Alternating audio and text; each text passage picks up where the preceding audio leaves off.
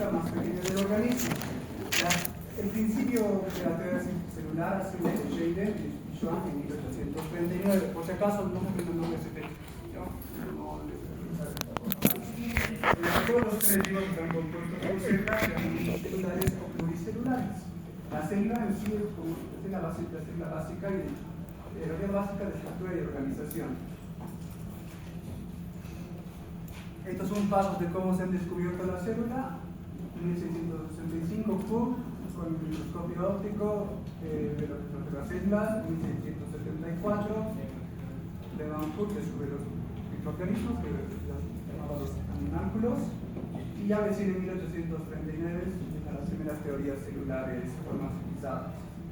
Posteriormente, y en los 40, en 1940, se crea el microscopio óptico y ya podemos ver las células de una manera más clara y poder ver todas las partes que se tienen generalmente. Bueno, vamos a tener tres partes principales de toda la estructura de cada célula. Una es el núcleo, otra es la membrana plasmática y otra el citoplasma. Si quieren, les voy a pasar a todos los diapositivas, si acaso. No estén sufriendo sacar las cosas. Empezamos con el núcleo, que es la estructura nuclear. Es una estructura nuclear doble con polos que está normalmente constituida por 46 cromosomas en los humanos, que son algunas patologías como la trisomía. Normalmente los cromosomas están compuestos de ADN y proteínas, y la función vital es la herencia, copiar el ADN hacia las nuevas células y más que todo para preservar esta información y dirigir alguna síntesis de algunas proteínas. En el proyecto completo del 2003 del genoma humano es cuando se ha visto cada parte de la estructura de lo que es el ADN, en la cual se ha secuenciado 3.200 millones de pares de todas las bases del genoma humano. De esas se han identificado que solo 20.000 genes codificantes hacia proteínas, que son el 1.5 del genoma. Hay genes no codificantes que es el 98.5, que ayudan a la expresión genética de algunas partes y afectan al funcionamiento y empaquetamiento del ADN. Un ejemplo funcional que es importante es el gen CTFR, que es en la fibrosis quística, en la cual es una enfermedad más que todo en la cual existe demasiada mucosidad, tanto en pulmones y en el páncreas. Normalmente es una de las enfermedades mortales, es de herencia autosómica recesiva. La mayoría de las personas que tienen esta enfermedad acaban teniendo a futuro un trasplante de pulmón o mueren por la causa, ya que este gen, al estar alterado, hace que el pulmón genere demasiado moco y no hay una confusión del cuerpo, y en sí se genere por este moco pequeños lugares de cicatrización, que es decir, la fibrosis.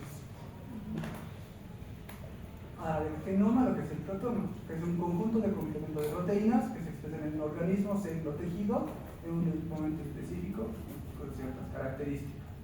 El flujo central, pues cómo va el del ADN hacia la transcripción, al microRNA, hacia una traducción para que la proteína haga cierta función. Como la diversidad celular es tan grande en todo el cuerpo humano, tenemos todas las células tienen el mismo ADN, pero algunas proteínas diferentes. Ejemplo, digamos, los glóbulos rojos solo producen hemoglobina. La importancia es determinar la estructura y función de cada tipo celular para que nos funcione cada célula. En las aplicaciones clínicas solo les pongo un ejemplo de para qué nos sirve la biología molecular, ya lo han visto con la doctora. Hay unos como la warfarina para ver cómo da según si alguna persona tiene algún polimorfismo o alguna alteración. Terapias génicas para atrofia muscular, los nuevos medicamentos de Gensma, o biomarcadores epigenéticos.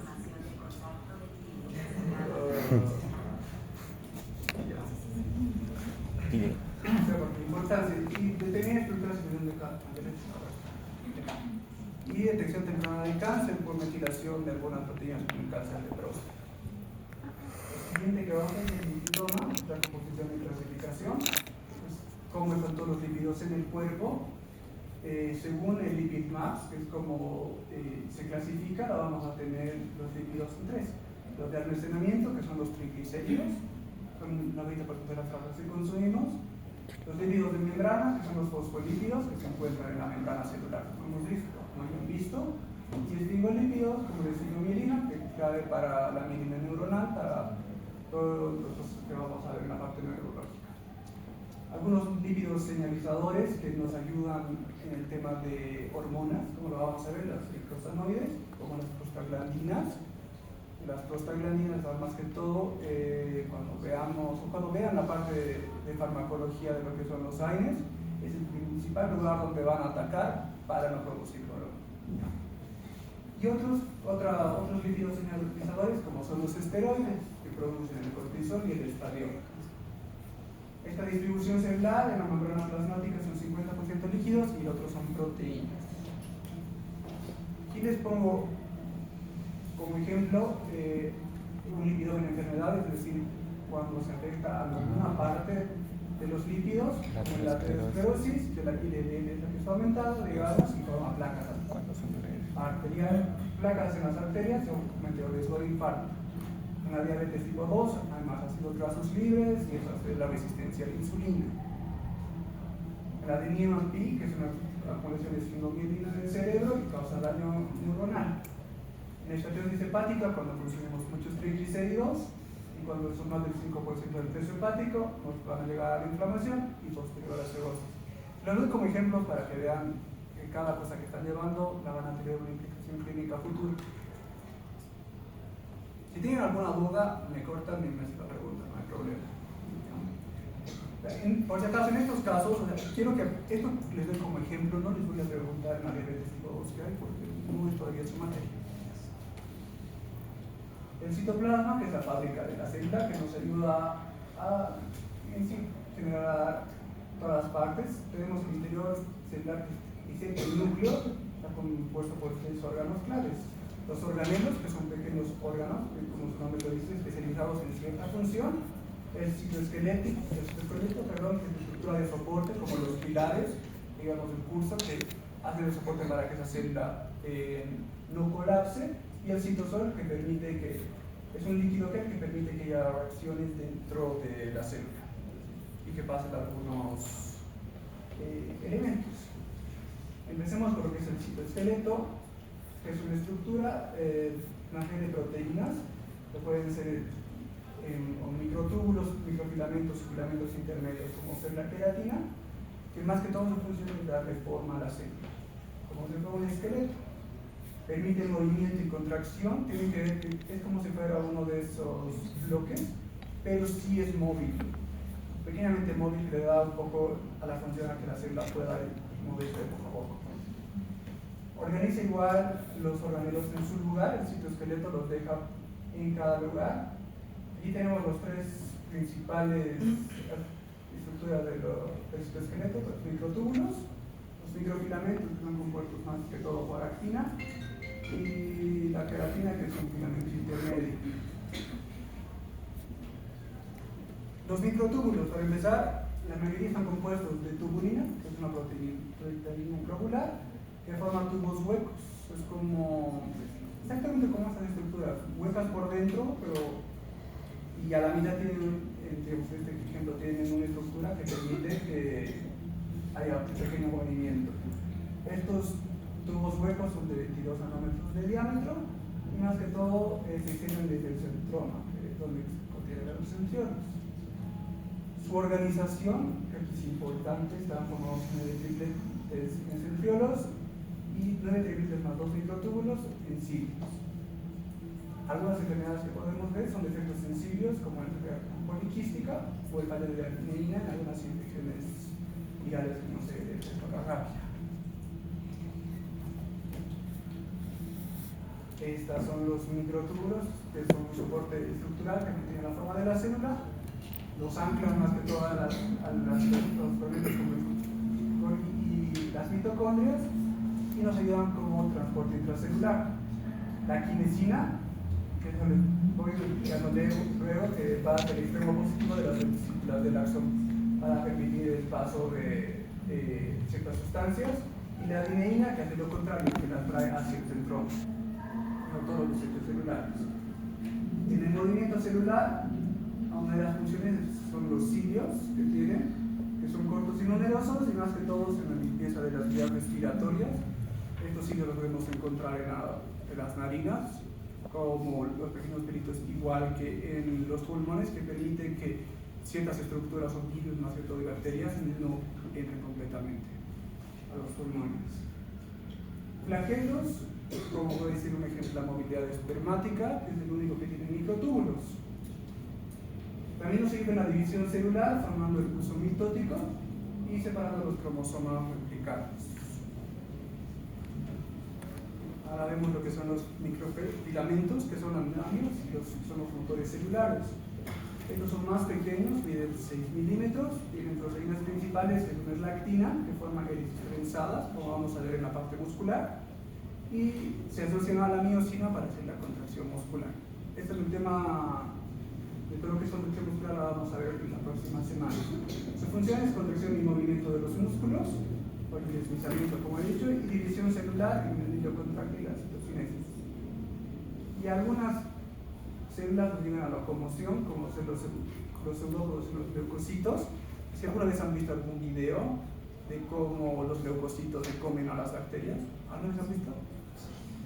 Ahora les traigo un video corto de cómo los leucocitos se comen a las bacterias. Es como si tuvieran pies, estuvieran caminando, nos enredan a lo que es la bacteria y para luego comérsela. El thread milling, que es el ensamblaje y desamblaje de la actina, lo vamos a ver después. Después es un refuerzo estructural igual, porque las microvellosidades aumentan la superficie del intestino de absorción, como vamos a ver en la parte de gastro. Y también nos ayuda un poco el núcleo de la actina, la rigidez. ¿Ya? En algunas patologías, que estos microfilamentos están afectados, más que todo es en la metástasis, en las células cancerosas, que van a usar la actina para ir moviéndose y migrando hacia otras estructuras para poder replicarse nuevamente. Y aquí van a ver la metástasis del páncreas, que vaya a cerebro, que vaya a hígado, y en algunas enfermedades musculares, como mutaciones de la actina y la miosina, que ya lo van a participar. Los intermedios son claves en la estabilidad mecánica, tienen un diámetro de 7 a 11 y varía según la célula. Más que todo mantienen la integridad estructural y resisten el estrés mecánico que tenga que soportar la célula. En las neuronas son un refuerzo contra los microtúbulos, y en algunas patologías como la esclerosis lateral amiotrófica y esteroideosis, la alteración de estos microtúbulos hace que bloquee el transporte de los axones y vaya matando de poco a poco las neuronas motoras. Y los filamentos de queratina, que son las células de la piel, van a formar redes que se conectan extracelularmente, y esta queratina de las células muertas forma una capa protectora que va a mantener la piel, pelo y las uñas. Ahora vemos lo que es el citosol, que es el medio interno de todas las células.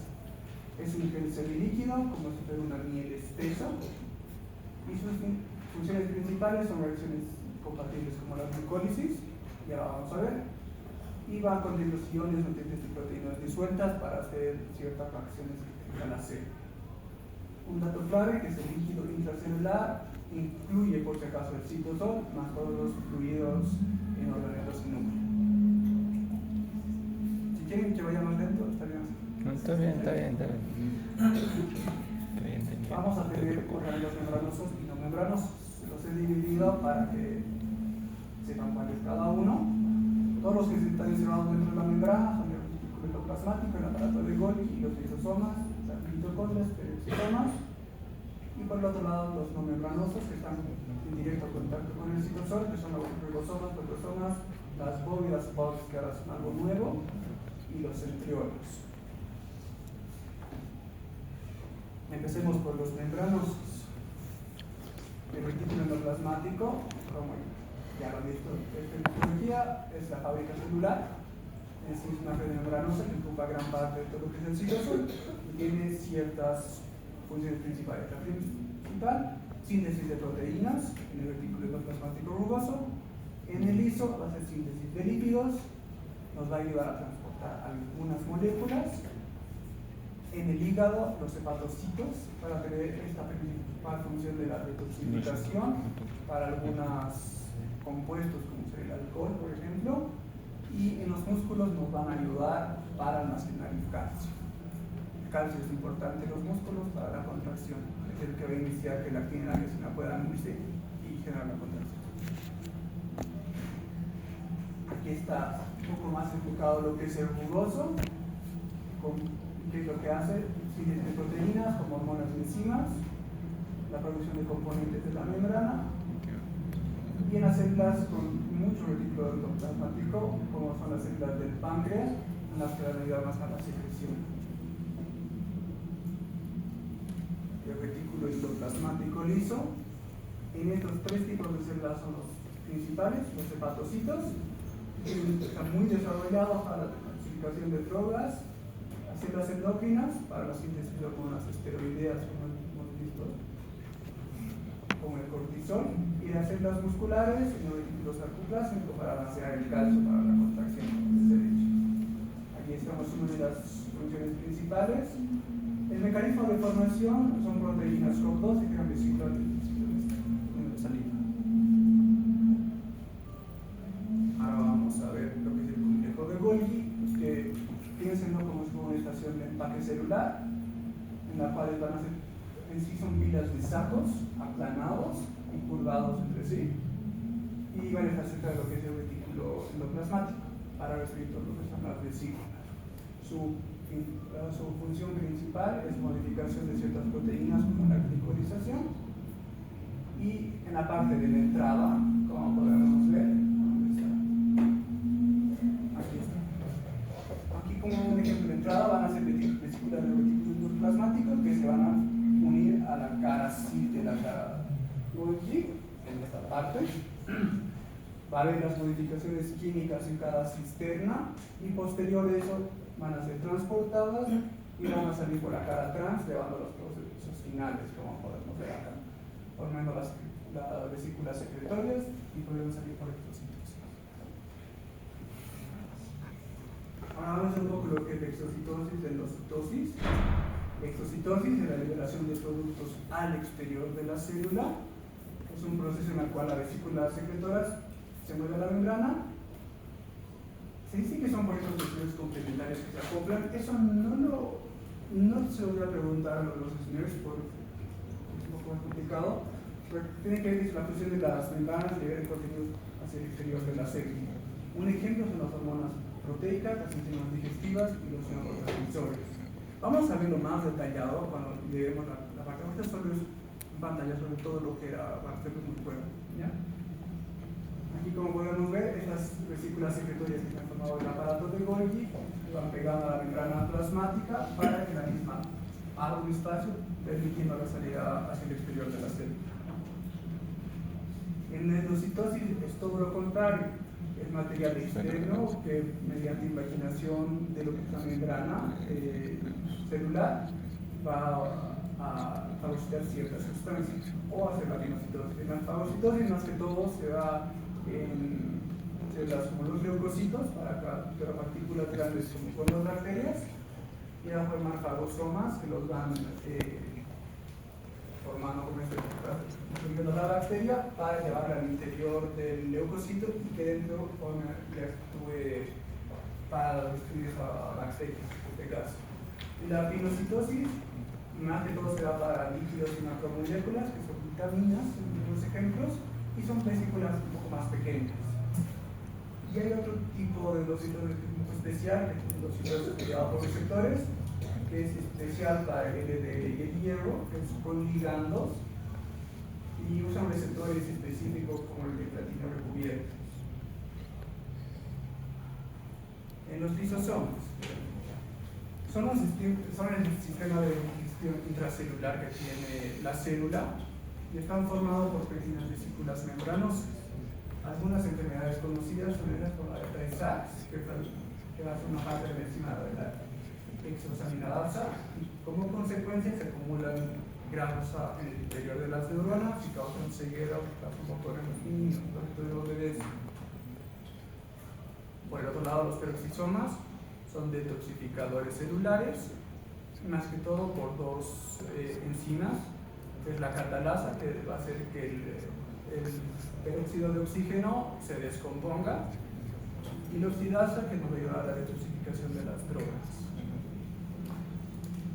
Esto que creo que es la parte más importante de lo que es la célula, de las mitocondrias, que generan el 90% de energía celular y contienen su propio ADN. Hay ciertas patologías como el síndrome de Leigh, en que hay mutaciones en la síntesis de ADN, que va a hacer que el cuerpo no tenga suficiente energía, no pueda producir suficiente energía, por lo cual haber debilidad muscular, problema respiratorio, acidosis, entre otras cosas, cansancio extremo.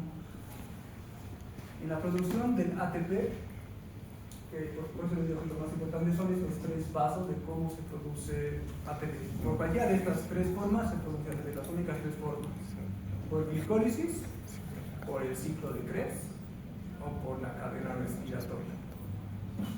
Algunas enfermedades en las que se altera es la diabetes tipo 2, en las cuales no se usa bien la glucosa y se genera menos ATP. Como van a ver, va a tener polidipsia, polifagia, fatiga, sed excesiva en el paciente. Vamos a empezar por lo que es la glucólisis. El proceso de la glucólisis es un proceso que rompe glucosa, que la glucosa está compuesta por 6 carbonos y se va a dividir en 2 moléculas de piruvato, 3 carbonos para cada una. Después de que lo divide en 3 moléculas cada una, dentro del citoplasma, sin necesidad de las mitocondrias u oxígeno, se va a generar energía rápida. Esto nos va a ayudar a producir, es decir, de una glucosa, 2 ATPs netos. ¿Para qué más es importante la glucólisis? Porque la glucólisis es la que nos va a producir o nos va a dar el combustible necesario para que entre al ciclo de Krebs y producir los 30 ATPs. Más que todo funciona en emergencias cuando no hay oxígeno, como ejemplo cuando están en una carrera de 100 metros de gramo, como estamos en el golf. Si no hay oxígeno, ustedes cuando están corriendo a tanta velocidad, primero que no respiran constantemente y no llega el suficiente oxígeno hacia sus músculos, por lo cual se activa la vía de la glucólisis, con el piruvato se va a producir el ácido láctico para generar energía. Luego tenemos el paso que creo que todos van a ver, el ciclo de Krebs o el ciclo de ácido cítrico. Es una serie de reacciones que van a ocurrir dentro de la matriz de la mitocondria. Van a descomponer el piruvato que se había formado de la glucólisis para generar moléculas energéticas. En sí vamos a generar lo que es el NAD y el FADH, que son la nicotiamina dinucleótido y la adenina dinucleótido por cada piruvato. Estos lo que nos van a ayudar son para llevar los electrones a la cadena respiratoria para hacer más ATP. Como veíamos aquí, esa parte de lo que es la nicotinamina va a ir a toda lo que es la cadena respiratoria. En sí lo que va a hacer es liberar oxígeno. La siguiente diapositiva les voy a mostrar todos los pasos del ciclo de Krebs, pero en esto lo más importante es que como primer paso ayuda a la liberación del dióxido de carbono, eliminando 2 de estas moléculas por cada piruvato, que son el producto que desechamos al exhalar. Por eso cuando ustedes realicen más ejercicio van a ver que cada vez está respirando más rápido y exhalando. En sí nos va a proporcionar el excreto de carbono para los aminoácidos y los lípidos y va a generar lo que es un GTP, esta parte, que es lo mismo que sería un ATP. Estos son todos los pasos que realiza el ciclo de Krebs. Esto ya lo han visto en bioquímica. No. Ciclo de Krebs. ¿En qué semestre lleva bioquímica? Ah, ya, perdón. Comisión, que tienen el segundo. Ya. Van a llevar lo que es el bioquímica, el ciclo de Krebs, que es en sí el paso más complicado. Ningún médico que conozca sabe todo el paso del ciclo de Krebs, aunque se aprendió con una canción. ¿Ya? No se los voy a decir, díganme cuál es el paso de cómo el nitrato se convierte en citrobutarato, porque no es esencial para un PDT. Cuando químicos les digo que sí. Pero veamos, empezamos por lo que es el piruvato. Por cada piruvato iba a salir un dióxido de carbono. Su dióxido de carbono. Después va a entrar una coenzima A por el piruvato y la nicotinamida que estaba, ya, se va a oxidar. ¿Ya? Esto va a formar lo que es la acetilcoenzima A. ¿Ya? Aquí la acetilcoenzima A más un oxalato, el que estaba previo, van a formar lo que es el citrato. Este es lo que va a empezar el ciclo de Krebs. Ya empieza cuando la acetilcoenzima A se va a casar con lo que es el oxalato acetato. ¿Ya?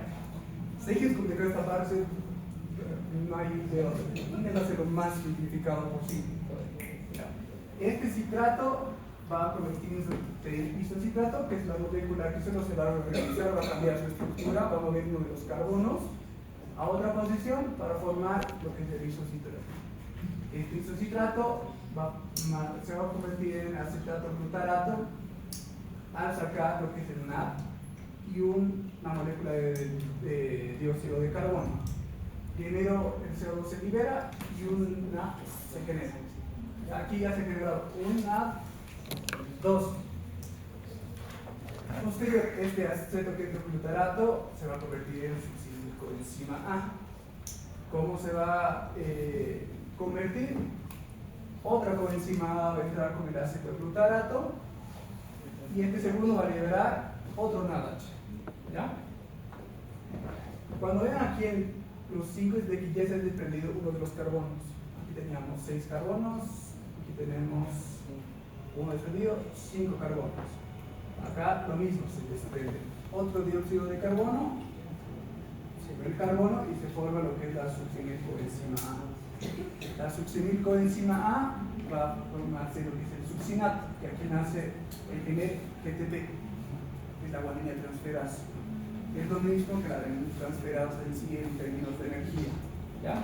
¿Cómo va a ser? Liberando otra vez otra coenzima que ya la había recibido del acetilglutarato y va a entrar agua para formar lo que es el succinato. Este succinato más el fumarato, ese es donde va a poner el fumarato, al desprenderse de lo que es un fármaco, de una enfermedad renina. Ya, aquí se va a generar un BADH, que es otra molécula energética, como expliqué al principio. Este fumarato se va a convertir en malato solo cuando se le añade agua. Cuando se le añade esta agua, va a formar el fumarato. El malato, perdón. Este malato se va a convertir en oxalacetato al liberar una BH. Y posterior se repite el ciclo. Lo van a ver por pasos en bioquímica, porque sé que así es complicado. ¿Ya? Por último tenemos el último paso, que es la cadena respiratoria. En esta etapa donde se produce la mayor cantidad de energía. Y esto ocurre dentro de las crestas mitocondriales.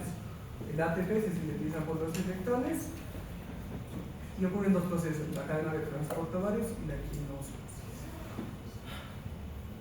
Lo que me están olvidando, pero ya. La cadena de transportadores. Vamos a representarlo como si fueran taxis que están llegando cargados de electrones, ya que sería la nicotinamina y la melatonina. Estos son los taxis. Acuérdense como si fueran taxis.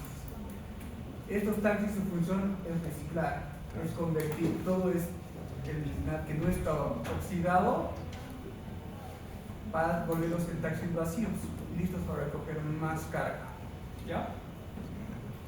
Como tercer paso vemos que los electrones bajan el nivel de los complejos proteicos y el oxígeno se tapa en los electrones. Aquí, como veían, teníamos el nadar. Aquí estaba el taxi cargado con los electrones. Se liberan los electrones, aquí es el electrón que ha entrado, y el NAD se va otra vez vacío, como un taxi vacío, de nuevo a cargar más al ciclo de Krebs. Ya. Como tercer paso vemos que los electrones bajan de nivel de los complejos proteicos. El primer complejo proteico bajan de nivel. Van a estar. Aquí el oxígeno va a atrapar todos esos electrones y va a liberar lo que es la ubiquinina. ¿Ya? De esta forma van a formar lo que es agua. Sí. Esta ubiquinina va a liberar hidrogeniones y va a mover los protones. Mueve, como dice acá, mueve hidrogeniones al interior de la membrana y quedan más fuera que adentro. Este es el interior de la membrana, este es el interior de la membrana y esta es la parte mitocondrial. Ahora vemos la siguiente parte y hemos llegado hasta acá.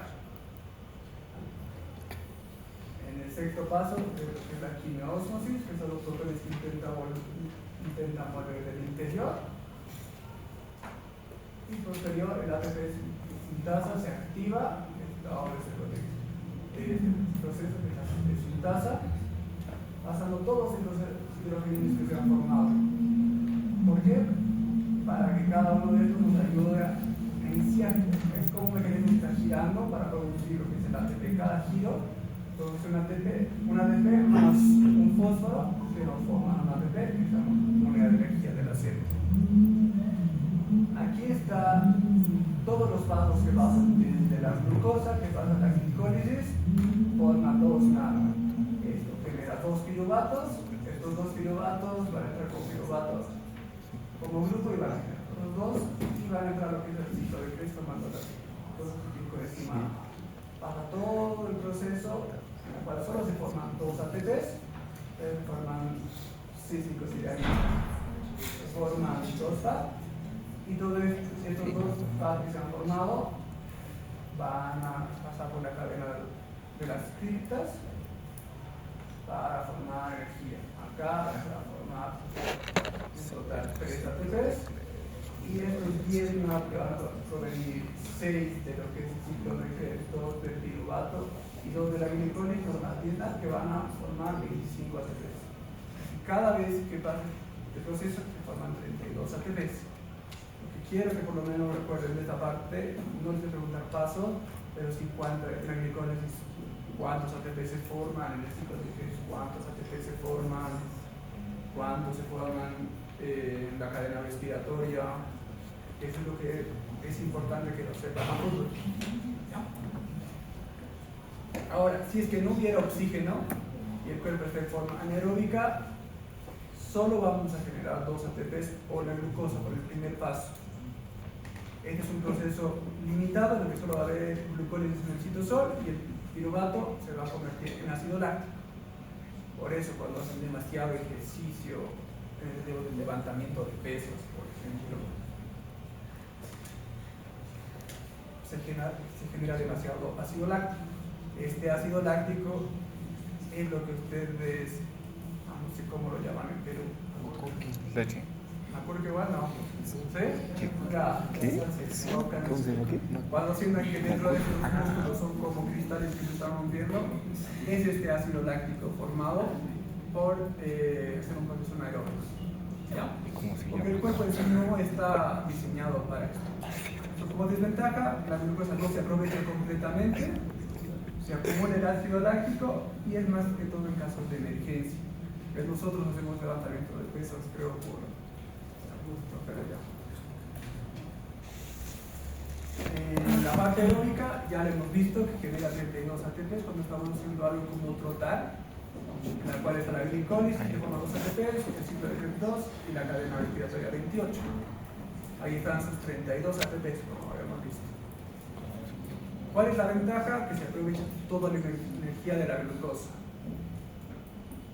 ¿Qué productos va a generar? Dióxido de carbono y agua. Esta agua parte se ve en el sudor. Este ejercicio aeróbico relaciona lo que es eficiente, el anaeróbico es deficiente, causa acidosis láctica, por eso el levantamiento de pesas. Aeróbico es un ejercicio como una caminata. La cual va a generar Los 32 tres usos ATP. principales del ATP. El primero, síntesis de compuestos químicos. El 75% del ATP se va a las células secretoras. Nos ayuda también al transporte de membrana. Más que todo en las células renales, también las células cuando veamos la bomba sodio-potasio ATPasa, aquí va un ATP para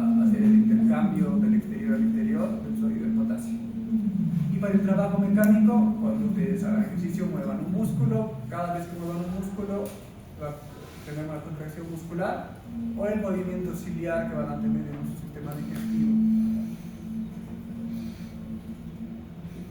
En síntesis de compuestos químicos, ya hemos visto que la síntesis de proteínas se da en el retículo endoplasmático y nos ayudan a producir hormonas y enzimas. Las células pancreáticas usan casi el 75% de su ATP para producir insulina, una de las hormonas principales.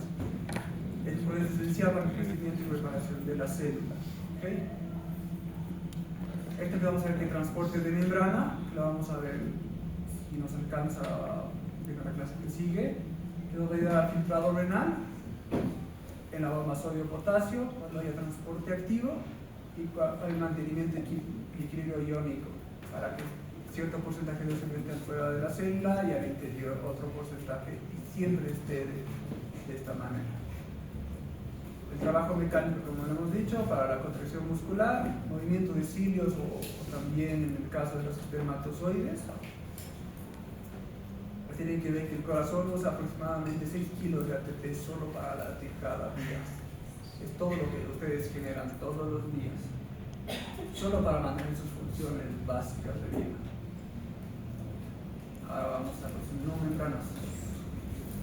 Vamos a tener los ribosomas, que son fábricas moleculares, que tienen una subunidad grande o larga y una pequeña. Están compuestos de RNA y de proteínas. Más que todo, están adheridos al retículo endoplasmático rugoso y nos ayudan para proteínas para la exportación hacia la membrana y para uso de ciertas proteínas que se estén libres en el citosol. Los proteosomas son estructuras cilíndricas que más que todo nos ayudan como enzimas digestivas que degradan proteínas que estén marcadas por esa ubiquitina. Como proceso, hace estas tres funciones: identifica proteínas que estén mal plegadas, las marca con ubiquitina, y esta proteína que está mal plegada pasa, aquí está, por eso las proteosomas están haciendo que la ubiquitina lo reconozca, y posteriormente tienen la degradación de esa proteína que estaba mal. La protosoma la rompe para ser nuevamente reciclada como aminoácidos para formar otras proteínas al futuro. En ejemplos clínicos hay algunas enfermedades por acumulación de proteínas mal plegadas, que son muy raras, pero sí. Las bóvedas o valves son partes de la célula nuevas, son partes que casi pocos de los vecinos van a ver, que son organelos no membranosos en forma de barril. Es la forma en un microscopio óptico de cómo se ve. Son 3 veces más grandes que los ribosomas. Todavía no se tiene una función, pero se cree que ayuda al transporte intracelular de ciertas sustancias, nos ayudan a la respuesta inmune y respuesta contra el estrés celular. Más que todo, se lo ha visto en resistencia de cáncer, cuando células cancerosas van a ser células que no quieren morir, tienen mayores cantidades de estos VARs que permiten que cuando una célula quiera destruirla, la célula cancerosa va a generar una respuesta de estrés y va a intentar sacar todo lo que quiera destruirla.